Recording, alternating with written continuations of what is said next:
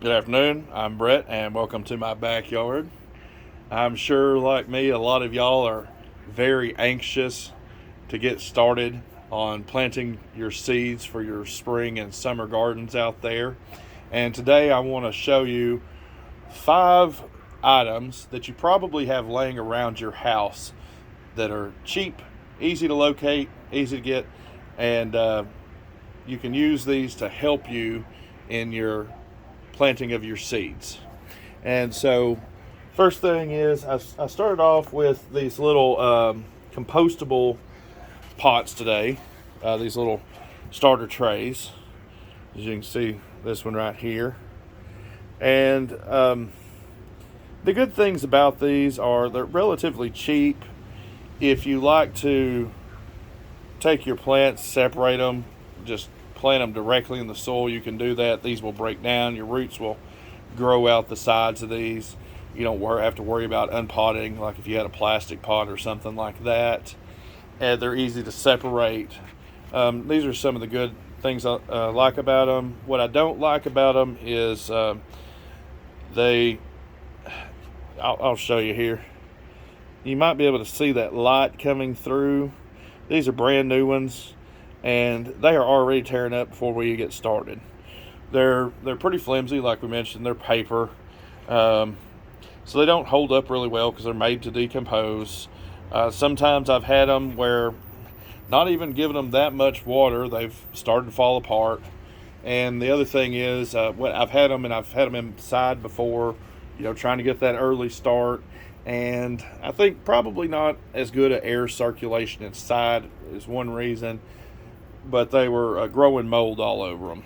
And so I figured I would go ahead and use these ones I've got up for this demonstration just to see how they go. And what I'm going to be planting today are my cooler weather seeds. I'm going to put out some spinach and some broccoli, things like that can handle cooler temperatures on the seeds and getting started. It's a little wet to be getting directly into the garden beds today, so maybe here in a week or two I can just take these and put them out. If everything's going fine, we'll see how it goes. And with a cooler weather seed, I'm going to leave these on the front porch. Maybe the wind out here will help the air circulation. Maybe we won't get that mold problem going. But that's just a little experiment we're going to be doing with these. I really like my other plastic containers. They're reusable. I use them year after year. They hold up to a little more pressure if you're, trying to get a seed in there, trying to get them out. Like I said, you can reuse them. But we'll show some of them later when we get into some of our other warmer seedlings that we're planting, our peppers and tomatoes and things like that. But like I mentioned, I want to show you these 5 readily accessible items that you may have just laying around the house that might help with planting your seedlings. And so what I did is I just took these little pots and filled them up with my medium, scraped it off real good, got them prepared there. And before I get started on planting my seedlings, one thing I like to do is I like to go ahead and wet the soil real good. This will give it a little compaction. It'll eliminate those air pockets down in the soil. It'll go ahead and give some moisture down in there, because one thing you don't want to do is be getting your little seedlings too wet. But also at the same time, most of these little seeds, you're not needing to water. I mean, however deep your pot is, you're not going to get to the bottom of it just yet. You may only be watering the top quarter, half an inch for a week or so here as that seed germinates. And so we go ahead and get it nice and wet to start with. That way when we put the seed in there, we can just give it a fine dusting to cover it over.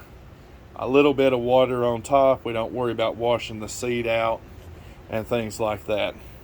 And so one thing I keep around the house for my little seedling pots like this, some delicate things, is just one of these little water bottles. I was at the store, and you see it's got a corn on there, so that must mean it's good for plants. And these are good because you don't get too much water out there at a time. And then after you've got your little seed in place, you can just come here, give it a little drop there, and you're not washing the seed out of its place like you would with a watering can and stuff. The second thing I like to have, a pencil, a sharpened pencil. This is a good item. Everybody's got one. Get one out of your kid's backpack. Thing I like about this is if you sharpen your pencil, you can kind of gauge the length of how long it's sharpened here. This one's sharpened about 3/4 of an inch, which is pretty good when you're planting, because if you got something like a lettuce seed, let's just say, they're usually planted about 1/4 of an inch deep. You could just put it on top there and use this to just gently tap it down. Or if you're needing something like these spinach seeds I'm about to plant, that these really like to be planted about 1/2 inch deep, you can use it to create a little hole there, like so. Like I said, good gauge of how deep we're going. Create this little hole there to drop our seed into, and you can use it to do up the soil a little bit there as well after you're done with that. The third thing I like to use is a pair of tweezers. Just a little pair of tweezers. You can usually get these in the kit. You've probably got some in your bathroom somewhere. If you're an avid gardener, you probably need these for pulling all sorts of splinters and thorns and things out later on, and even for collecting them seeds at the end of the year. But when you've got a larger seed, like this one here, this black-eyed pea I'd harvested from last year, I'm going to plant them this year. These are pretty easy to pick up with your hand. Not that big of a deal. But when you get a smaller seed, such as these spinach seeds here, sometimes it's hard to get a hold of one with your fingers, or if you got several of them, they start sticking together. That's why I like to use these tweezers.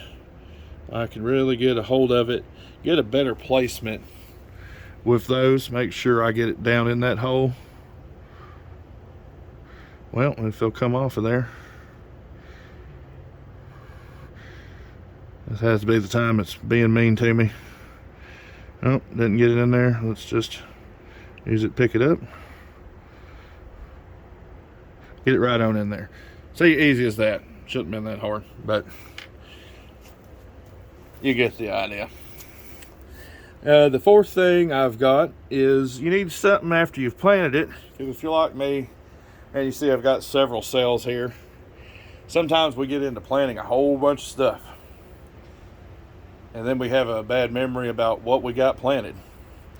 So you just need some sort of item to mark your plants. Now this could be anything from as simple as a popsicle stick. You get a whole box of them really cheap. I've used them for years. They break down good in the soil if you want to leave them out in your flower bed. Or you can get some of these and even fancier. I usually keep a few of these around until it's time to put out there. They're relatively cheap, easy to use.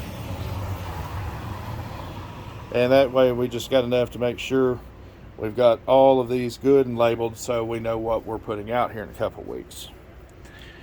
And my last thing that I always recommend, if you've got the marker there, you're going to need something to write on it.